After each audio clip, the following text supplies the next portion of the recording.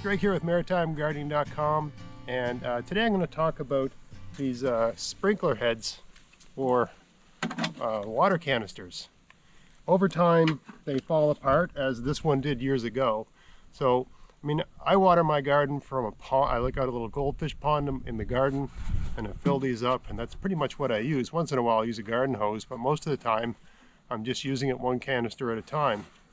But these sprinkler heads break down, you know, the UV, they're not all built that well, so they do tend to break down over time. A lot of people just buy a whole new canister.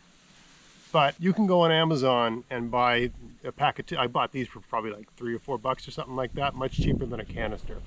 Because the canisters last much longer than the sprinkler heads. Okay, now today I'm going to show you how to attach one of these.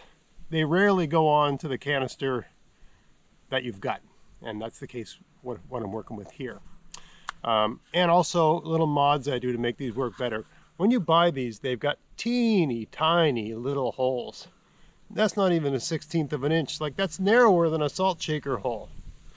And number one, it takes forever for the water to get out of them. But for me, where I'm dunking it into a goldfish pond, there's all kinds of stuff in there, little bits of stuff. These get plugged up really fast. So, but even if that wasn't the case, even if I was just filling these up from a garden hose, the holes are just too darn small. You're standing there forever waiting for the water to come out. So what I do is I drill them out using, I think this is a 1/8 bit, 1/8 inch bit on my just a electric drill.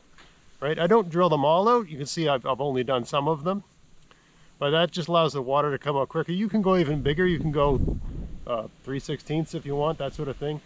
But that makes them work a lot better in terms of getting the water out of the can. Like, perhaps there's some situation where you want something really fine like this, you need it to be gentle. I don't know. I don't see the point. I want big holes. I want it coming out. Okay, now let me explain how I attach these things. You can see this one here.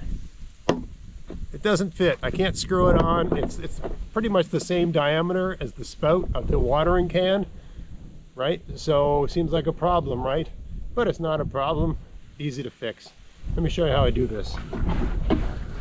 So the trick here, because it's just a flush setting, and you can use whatever, I mean, for me, like Tyvek tape is the best if you know what that is, but I'm going to use just cheap stuff, dollar store stuff here, just to show you that it doesn't really matter. You can always add more tape if tape stops coming off. Stuff will hold up for years, okay? But let me show you what I'm doing here. So I'm just going to get a small piece of duct tape. This is dollar store duct tape, okay? This is just to hold it in place. Okay, so just put that on. Try to keep it as snug as I can. Sorry, my hands are in the way, but got my young fella here doing the camera work.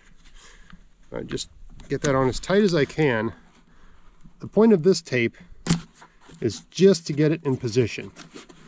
Okay, like tacking it on sort of thing, okay? But not for any strength. Now, I got a piece of just old plastic pipe. Okay, always got some old stuff kicking around. You could use a piece of a Javex bottle, a piece of plastic, or popsicle sticks. What we're creating here is a little splint, right? Just something to add some strength. You can put it on across the top. You can put it on across the bottom.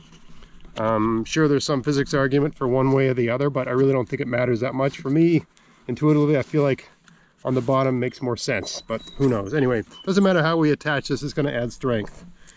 Okay, so now I'm going to add another layer of duct tape as tight as I can get it around that. Okay. But I find duct tape doesn't really stand up to weather very well compared to electrical tape.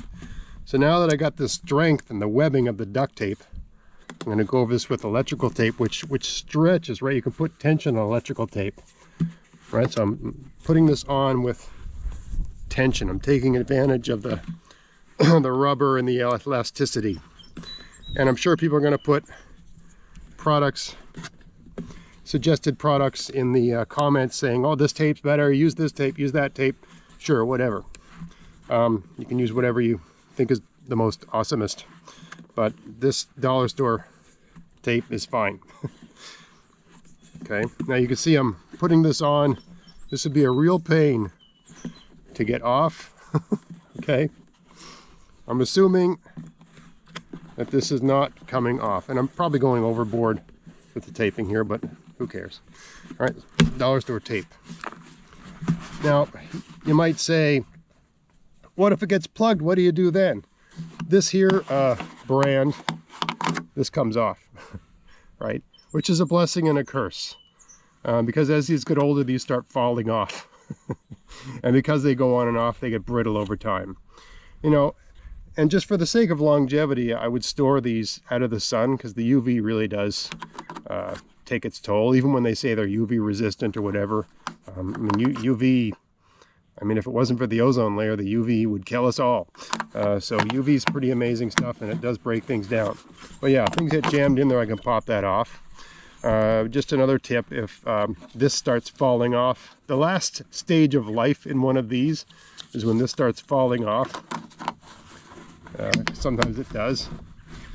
You just put electrical tape around it and hold this on. That will work, and you can get a little more life out of it, although it's very difficult once things get jammed in there.